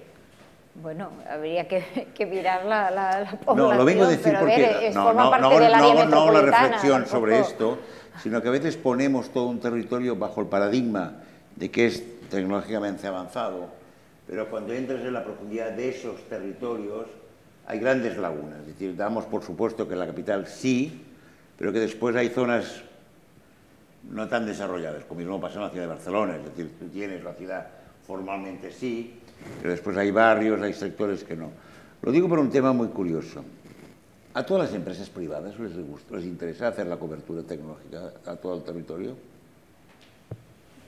Sí, no sé, más un tema de rendimiento económico, ¿no? Aquí, ¿Ergo? Bueno. Por tanto, la segunda derivada es que el desarrollo técnico va vinculado al desarrollo económico. ¿Cuál ha de ser el papel del sector público en esa ecuación? Porque si no, la ecuación acaba rápido. Las zonas ricas tendrán desarrollo tecnológico, las zonas pobres que vayan a poner una espelma y al año siguiente, ¿o no? Bueno, soy contundente, porque si no hacemos una especie de... No, pero tú, por ejemplo, tú has dicho antes lo de la brecha digital a nivel un poco edades, ¿no? O sea, que diga, distintas generaciones, pero yo creo que la brecha digital también se refiere al tema económico, es decir, la sociedad, cuando pasó la pandemia, uno de los primeros elementos que pasó fue que no todos los niños tenían un ordenador en su casa para poder hacer las cosas desde su casa. O sea, ahí te empezabas a dar cuenta de que existe una brecha digital económica, es decir, no todos los niños tienen en su casa 3 iPads y 2 ordenadores para ponerse a trabajar. Entonces, eso crea una diferencia importante a la hora de poder aplicar soluciones. Como dices tú, si los colegios van a ser más digitales, el colegio debe de dar todo ese tipo, o sea, la administración tiene que facilitar todos los elementos necesarios para que todo el mundo tenga la misma oportunidad. Y eso incluye también a nivel trabajar, o sea, habrá gente que en su casa se puede ir a trabajar y tenga unas condiciones maravillosas, una luz y un despacho, y no sé qué, habrá gente que lo hace desde la cocina, sentada en una malsilla y con sus 3 hijos por allí porque no tiene dónde dejarlos. O sea, te quiero decir, hay una brecha digital importante para todas estas soluciones, aunque tengamos wifi en casa, que también cuesta dinero y que también para muchos es un cargo adicional, el tener que tener una fibra más alta para poder trabajar, que a lo mejor no le hacía falta si no. O sea, el tema tecnológico es un tema económico también y yo creo que ahí las administraciones tienen una función para solventar esa brecha. Y aquí me gustaría hacer un apunte que liga con los datos, educación y brecha digital, que tiene que ver con el tema de tecnología en las escuelas. ¿Cómo puede ser que en Cataluña todas las escuelas e institutos públicos las herramientas digitales todas son de Google? Es el Google Classroom. A mí esto me inquieta como madre cuando me dicen que tengo que dar el permiso para que mi hijo se conecte con el trabajo del Classroom. ¿En serio no se puede desarrollar algún tipo de tecnología a nivel educativo que no dependa de Google? A mí esto me genera inquietud, por ejemplo, como ciudadana. Cuando yo le planteaba cuál es la capacidad que tiene Europa de crear tecnología propia, era esto. ¿A dónde se emplaza? Aquí hay 2, los chinos y los americanos. Y los europeos, con todo mejor saber. Ya, pero un problema tecnológico a nivel de plataformas y demás es que para que exista un sistema que funcione tienen que comunicarse todos. O sea, todos tenemos Teams ahora, yo no sé si aquí lo utilizamos, ¿no? Te tengo que decir, tiene que ser una cosa, porque si uno tiene Teams y otro tiene Skype, pues no te funciona, ¿sabes? O sea, tenemos que tener todo lo mismo. Entonces, una parte de la tecnología consiste en aceptar que el volumen es mejor, que los datos, cuantos más tengamos, más reales serán las cosas que obtengamos. Entonces, hay una parte ahí que es un poco un dilema ético, como dices tú, ¿quién se tiene que hacer con ese poder? Y es un dilema ético, pero a la vez es una realidad tecnológica.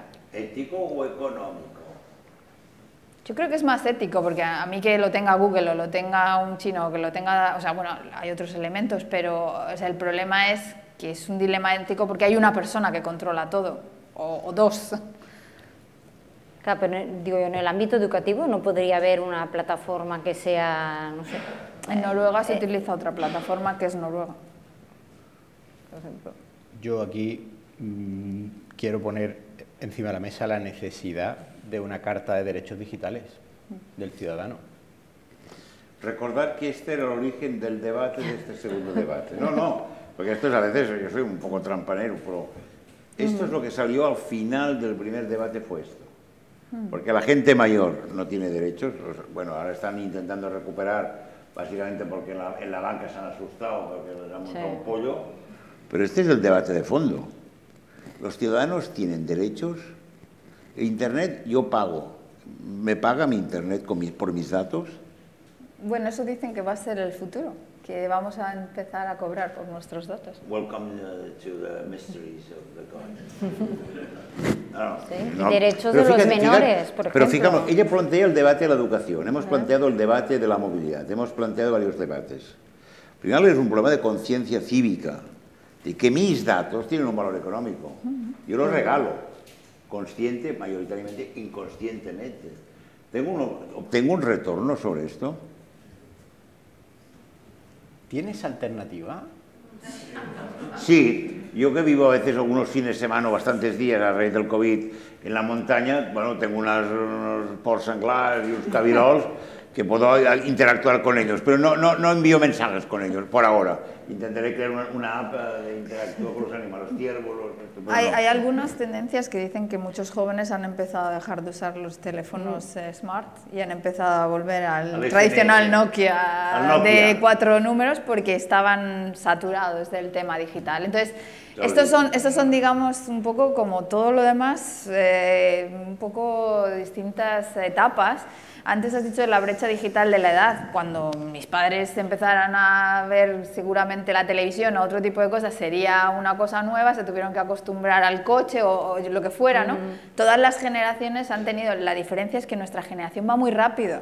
Nuestra generación no nos da tiempo a aceptar una cosa y ya estamos en la siguiente. Pero fíjate que en este debate, que ahora entraríamos, si queréis, en el debate de la tercera sesión, en este proceso, digamos que deberíamos de acuerdo contigo, que es irreversible, es decir, la tecnología es sí o sí, no le pongamos, digamos, vallas al campo, pero la pregunta que ella surge y tú planteas, cuando ella plantea el tema de Google Educación y plantea la Carta de Derechos, es, en este debate de tecnología sí o sí, el individuo donde aparece.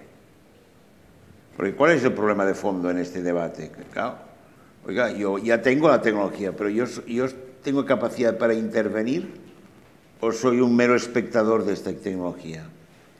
¿Qué puedo comprar o qué no me dejan comprar porque o lo compro o lo compro? Ese es el debate humano, filosófico y ético. Pero porque al final compro, no sé si lo quiero, pero es que si no lo compro no tengo opción. Tira. Justo. Es decir, aquí hay los 5 grandes, ¿no? Microsoft, Apple, Google, Facebook y Amazon. El Nokia era un amigo de los suecos, pero se fue al traste. Lo digo para... Finlandés. Finlandés, pero para la vecina. Tengo un cajón en mi casa lleno de Nokia. Si algún día hay un holocausto y tengo que sacarlo, seguro que funciona. Pero no, vamos a ver. Si un abuelo se puede comunicar con sus nietos solamente a través de determinada plataforma, porque la realidad es que su nieto solo se comunica a través de una cierta plataforma, ese abuelo se puede declarar en rebeldía o no, hasta cierto punto, o no puede. Con un coste, puede decir el señor que le grita a la nube, ¿no? Como dice el meme, pues si usted es un Robinson, se convierte esa persona en un Robinson, que es alguien que vive en una isla que no quiere que nadie venga y que, ¿no?, las listas negras estas de los que no me llamen a la hora de la siesta les llaman los Robinsones. Pues son personas que voluntariamente se excluyen del contacto, ¿no? Entonces, puede que llegue un momento en el que alguien tenga que elegir entre malo y malo, o entre opción indeseable e indeseable. Educación metropolitana, va, que tú que has abierto el melón. No, porque tú has abierto el melón, no, mejor no has la palabra. Tú has abierto el melón de la educación y la contradicción de que esto fuera una plataforma. Alternativas. Bueno, yo no sé, alternativas yo no sé, tecnológicas digo yo, se podría invertir, ¿no?, en una plataforma que fuera de uso en, no sé, catalán o español, lo que sea, europeo, pero que fuera para el ámbito educativo y que por lo tanto cuando se utilizan herramientas tecnológicas pensadas en las escuelas, pues que, bueno, que no sea de Google, que sea, pues no sé, de alguna iniciativa digo, de aquí, con una supervisión, ¿no?, pública, no sé. Ya, pero Mariona, cada vez que sale una iniciativa de ese tipo, en Noruega yo conozco varias iniciativas dentro de mi sector, ha tardado esto en uno de los grandes en comprarlas por un precio inminente y se ha convertido en parte de ellos. O sea, casi todos los que han salido con unas ideas brillantes de algún tipo de solución son absorbidos porque estos son gigantes. Y eso es a lo mejor lo que te digo, es más un dilema ético. Es correcto que dejemos que nos compren todo tipo. Y yo creo que aquí la situación actual política, no española, sino global, Estamos en medio de una situación muy complicada, de una guerra, de temas de una guerra cibernética que ha habido durante las elecciones de Estados Unidos o muchas otras cosas. Yo creo que todo esto va a hacer que haya un cambio, un paradigma o más legislación sobre todo el tema de los datos, incluso de quién tenemos que comprar este tipo de soluciones. De hecho, una cosa que veníamos desde hace mucho tiempo ni siquiera preocupándonos, que vuelve a estar otra vez encima de la mesa, que es el problema de la soberanía. Que nos ha importado un bledo. Yo he crecido sin pensar ni en la soberanía ni en nada porque todo iba bien, quiero decir. Europa fantástico, España también, todo genial, y ahora de repente dices tú, oye, ¿quién fabrica los chips del equipamiento de red móvil por la cual yo hablo? Que yo, eso es la falacia esa de decir, yo no tengo nada que ocultar, ¿no? Pero es que no es porque yo tenga algo que ocultar, sino que porque las comunicaciones, que sí son valor, y son sensibles, y son estratégicas, son críticas, tiene que estar en manos de uno, porque si no, estás vendido. No es que vaya a pasarte nada malo, pero el día de mañana podrías haber perdido el control. Gran debate para la tercera sesión. ¿Quién tiene el control? ¿Quién es el garante del control? ¿Quién es el que tiene la llave del control? Porque no es menor, es decir, ¿quién abre o cierra la clavija? Dicho en terminología un poco vulgar, ¿eh? ¿El Estado?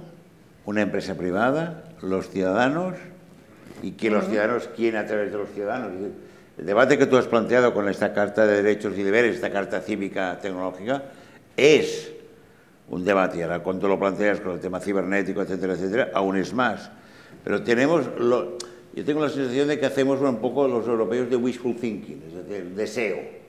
Pero tenemos los instrumentos operativos para ponerlos en práctica, porque tengo la sensación de que nos bombardean, es decir, es Google sí o sí.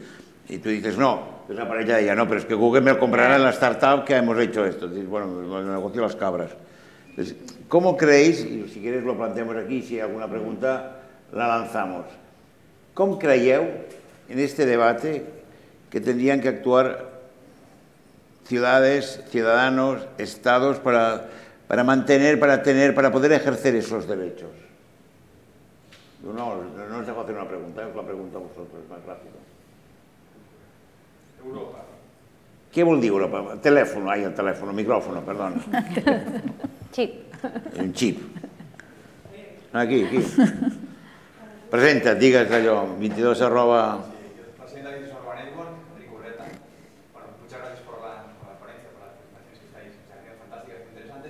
Yo apuntaba al tema de Europa, porque sé que lo quería regular, quería hacer una normativa previa con el tema de los derechos digitales, y es que si no viene de ellos, ya sabemos que nuestro rango de taifas que tenemos en cada uno de estos países va a ser complicado. Es decir, un tema de educación, ¿de quién? ¿De la Generalitat? ¿Del Ministerio? ¿Aceptaremos el del Ministerio o aceptarán la Generalitat? Será complicado, tiene que venir de realmente el marco normativo existente real, que hoy en día nos viene todo las directrices de Europa. Si tiene que ser, creo que tiene que ser Europa. Más opiniones. Tendido norte. Esto es el tendido sur. Digo, por el fondo, el córner.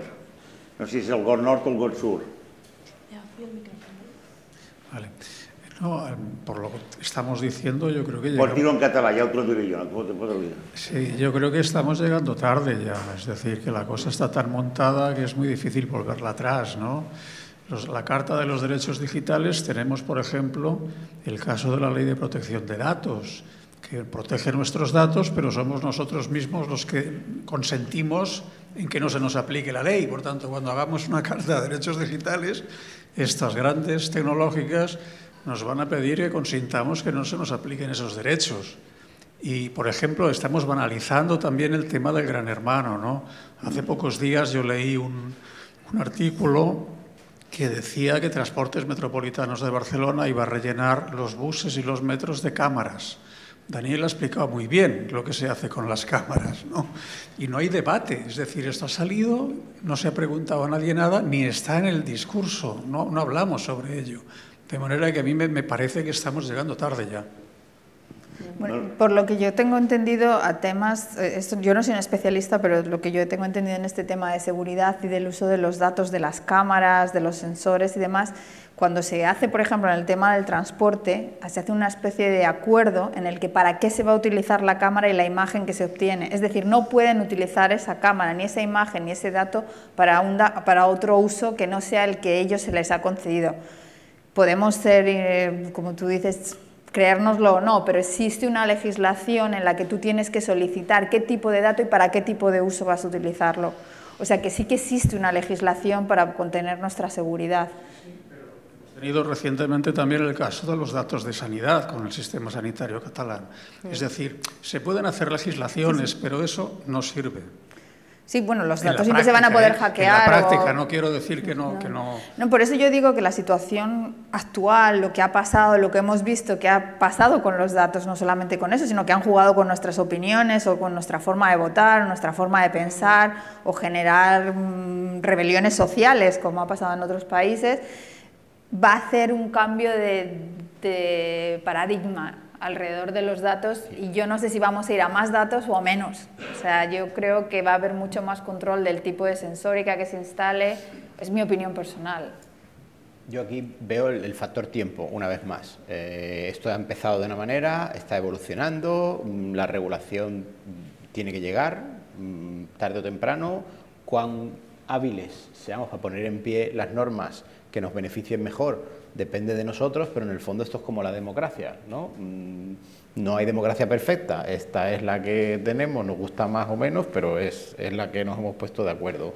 Pues la regulación es un poco igual. En el tema de los datos lo que dice Montserrat es, puedes certificar formalmente un equipo que toma datos para que no haga vínculo entre tu identidad o tu, digamos, biometría única y tu identidad, porque lo que tú estás persiguiendo es un fin determinado. Esto es como cuando aquel rabino que le tuvieron que comunicar la fórmula de la Coca-Cola para que la bendijera, pues esto es un poco igual. Tienes que decirle al señor de la Agencia de Protección de Datos, mire usted, este es el software que lleva mi cámara dentro, esta es la aplicación y certifíquese que esta cámara solo toma datos con este fin y luego los destruye o no sé qué. Ahora, echa la ley, echa la trampa, pues en fin, una cosa es que tú operes dentro de la norma que nos hemos puesto todos de acuerdo y luego que haya fraude de ley, que eso sería ya otra cosa distinta, ¿no? También la gente se salta los semáforos en rojo y eso no significa que no hubiera que tener semáforos ni que sean un buen invento.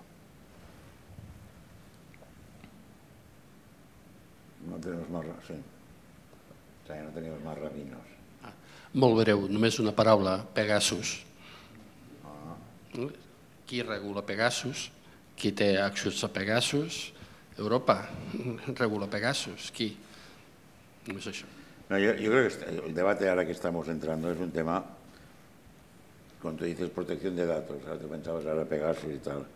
Legalmente nadie te va a permitir espiar, más allá de que formalmente puedas habilitar de acuerdo a las leyes. Ahora, hay la frase legal y la frase.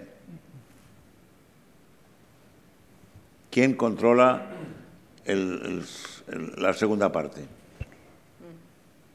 Hay un tema muy interesante cuando yo estuve estudiando el tema este de los datos y de la seguridad y demás. Yo estuve estudiándolo con mucha gente de Sudamérica.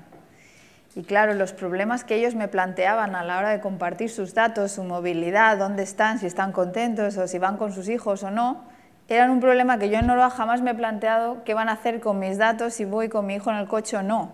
Pero a una persona de México, por ejemplo, les suponía muchísima incertidumbre que alguien le estuviera controlando y que supiera dónde está, cuándo va con su hijo, cuándo va con su mujer o tal, por temas de seguridad.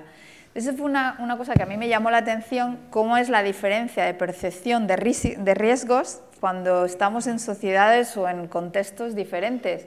Y ahí es donde yo digo el tema de la importancia de la sociedad. Cuando a mí en Noruega me dicen que comparta mis datos, es que ni lo pienso, ¿sabes? No, seguramente que en España lo pensáis un poquito más, pero poco más, y seguro que el de México se lo piensa mucho si quiere compartir o no. Te quiero decir, hay muchos elementos que son muy importantes a la hora de que estos datos realmente se compartan y qué se va a hacer con ellos. Yo antes de pasar a la pregunta a otra persona, un comentario, es decir, por ejemplo, Cataluña ha tenido históricamente un debate sobre el uso de los datos en salud, por poner un ejemplo. Que el problema no es que yo pueda compartir los datos de salud, el que se generaba el debate es qué se harían con los datos de salud. Entonces, determinadas empresas decían, coño, si tengo los datos puedo hacer un mejor uso, puedo optimizar, puedo generar datos. Pero el miedo al otro lado es, sabrán mi historial médico. Entonces, un debate, yo diría que, vinculado a lo que tú decías, o hay mucha garantía, y este es un mecanismo que se puede perfeccionar, o hay garantía de seguridad sobre el uso de los datos, después aparecen noticias de hackers, o la gente tiene miedo.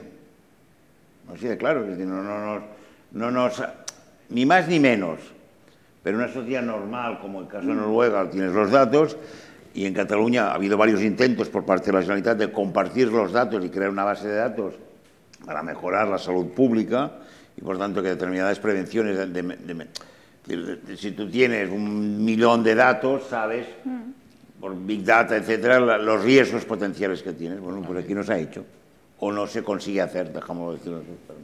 Bueno.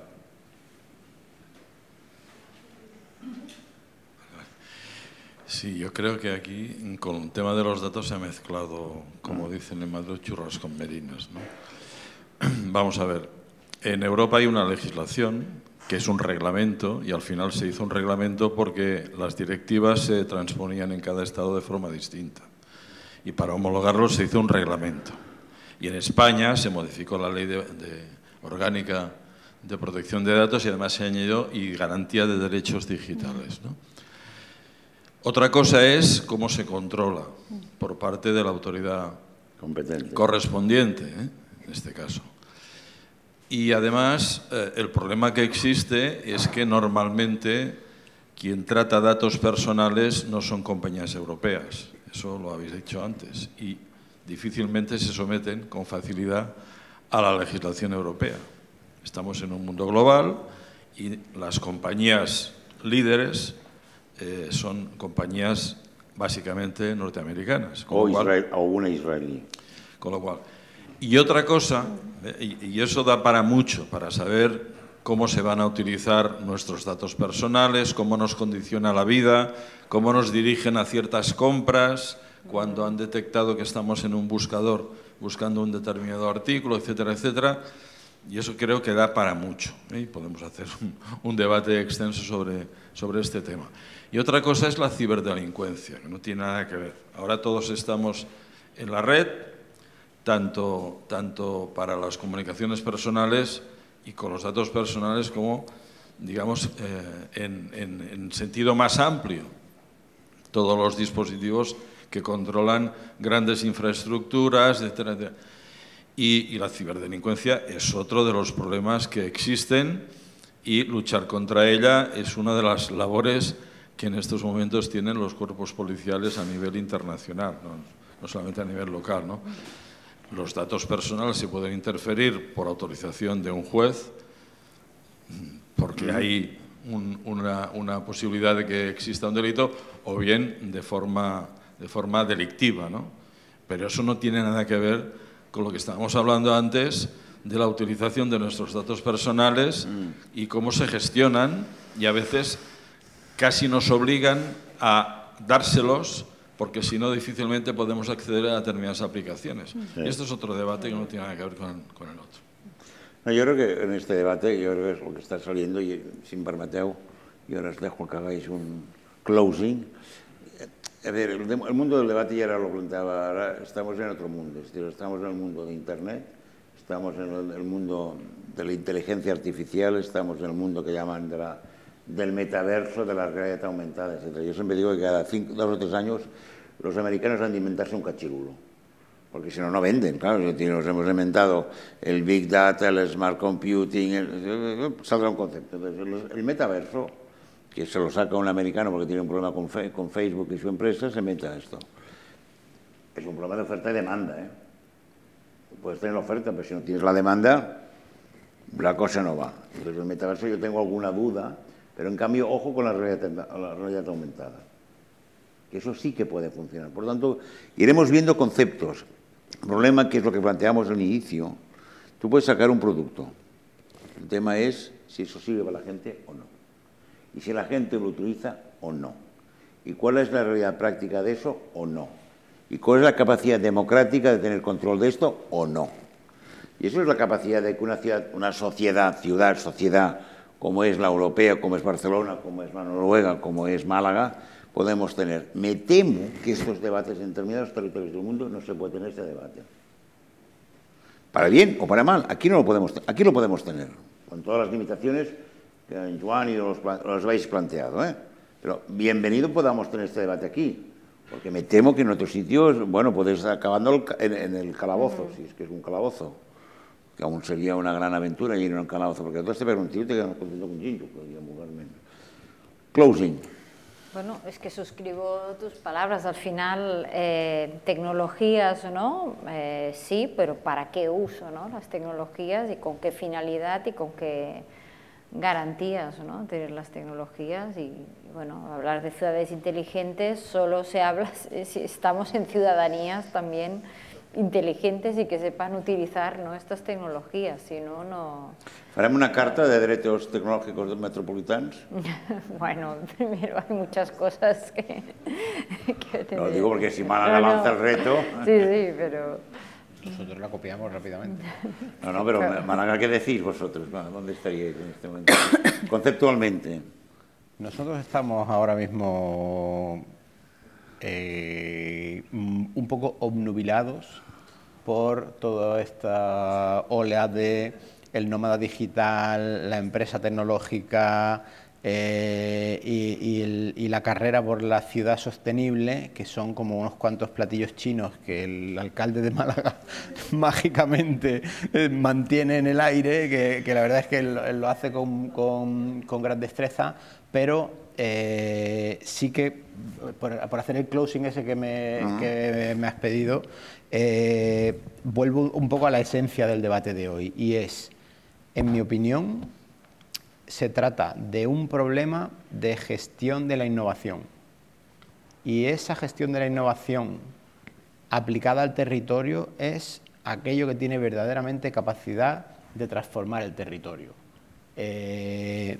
Yo vengo de Málaga, vale, bien, tenemos un ejemplo que está funcionando bien, el Parque Tecnológico de Málaga hace el 10% del PIB de la provincia y es un ejemplo de captación de inversión extranjera porque ha habido la suerte de tener una línea marcada y mucha tozudez, ¿no? Y aquello, bueno, pues a fuerza de eso y la colaboración de todo el mundo en la misma dirección, al final acaba saliendo. Pero es un problema de gestión de la innovación. Al final hace falta confianza, un poquito de talento, para que esa gente que tiene talento tenga un espacio para trabajar con confianza, y eso, unido al tiempo, acaba dando el resultado que estamos persiguiendo aquí, que es la transformación de un territorio. Confianza, talento y tiempo. Receta y paciencia, que decía ella, y tiempo. Recetas noruegas, aparte del salmón. Muy rico salmón. Mi closing sería que vamos a vivir más en ciudades, con lo cual tenemos que buscar soluciones para que estas ciudades sean sostenibles y nos den calidad de vida. Pero que tenemos que centrarnos en qué soluciones nos van a dar calidad de vida. Van a solucionar problemas reales que necesitamos solucionar para vivir mejor. Y que esto lo hagamos de una manera sostenible, no solamente económicamente, pero en el tiempo, que nos permita que estas ciudades se mantengan a lo largo del tiempo. Y la tecnología es, digamos, esa herramienta que nos puede ayudar a conseguir todas esas cosas. No es la solución, pero es una herramienta que nos puede dar esas soluciones. Tecnología es un instrumento. Sí. No es la solución, es un instrumento. No es menor el matiz, ¿eh? Sí, perdón, pero aquí, con el título Innovadores y Ciudadanía, la pregunta es decir... Es un closing interruptivo. ¿Has visto? No pasa nada. Es un closing moderno. Perdón. Vamos a vivir más en ciudades... Espera un moment que et porten el micrófono. Preguntaba que, según esta intervención, vamos a vivir más en las ciudades y las tenemos que hacer agradables, sostenibles. hay una cuestión que me preocupa, es decir, y es conocer la experiencia esta que se ha hablado de Oslo. El tema comercial, como el comercio como una actividad que crea red social, o sea, ¿qué experiencia hay? ¿Ha cambiado el comercio o vamos todos al comercio online o esto es posible? ¿Qué experiencia hay en Oslo? Hay más comercio online que había anteriormente, muchísimo más, en ciudades sobre todo más pequeñas. En ciudades como en Oslo, mi experiencia es la contraria. En Oslo, o sea, ahora la gente va de otras zonas de Noruega a Oslo porque justamente es donde puedes encontrar tiendas, donde hay tiendas que puedes entrar, a que te den un servicio, a que encuentres cosas diferentes. Yo creo que uno de los retos, es muy diferente el comercio en Noruega que aquí por el volumen. O sea, aquí encuentras todo tipo de cosas, en unas ciudades más pequeñas encuentras muy pocas cosas. Y Noruega en ese sentido está muy americanizado, es mucho cadenas. Entonces, si lo único que vas a encontrar en la calle es lo mismo que encuentras en Internet, lo compras en Internet. O sea, si solamente vamos a encontrar a Zara y a H&M y a poco más, pues lo compro en Internet, que me da igual. Entonces, los servicios que yo he visto que en Oslo, por ejemplo, desde que se ha peatonalizado mucho más, al revés, han surgido cafeterías, han surgido cafés, tiendas con comida orgánica, o sea, cosas diferentes, cosas que no encontrabas en otros sitios, y ahora eso ha generado muchísimo turismo, también nacional e internacional, porque justamente la gente va a buscar eso, un servicio, una cosa diferente, algo que no encuentro en Internet. O sea, la tendencia de comprar, por ejemplo, Amazon no existe en Noruega. Así que yo sé que todo el mundo compra en Amazon, en Noruega no ha funcionado, no ha entrado. Entonces te quiero decir, a veces lo de es así, bueno, no es así, es que si la gente no lo compra, como decías tú, es una oferta y una demanda, si la gente no lo compra, no se establece. Gracias, gracias. Pero esto nos sirve para un poco meter contenidos para la próxima sesión, que es la parte esta. Hicimos la tecnología en general, hemos bajado a las ciudades y después habremos de bajar a los ejemplos más de la vida cotidiana, cómo está afectando a la cotidianidad de la gente la tecnología. En algunos ámbitos mejora, en otros genera inseguridades, dejamos de decirlo en esos términos. Per tant, gràcies la Caixa, gràcies Quim, Toni, tot l'equip que esteu aquí darrere, estan al fons, però se'ls ha d'agrair perquè si no, esto no passa. Jo faig una mica de pare Carbassó i... Gràcies.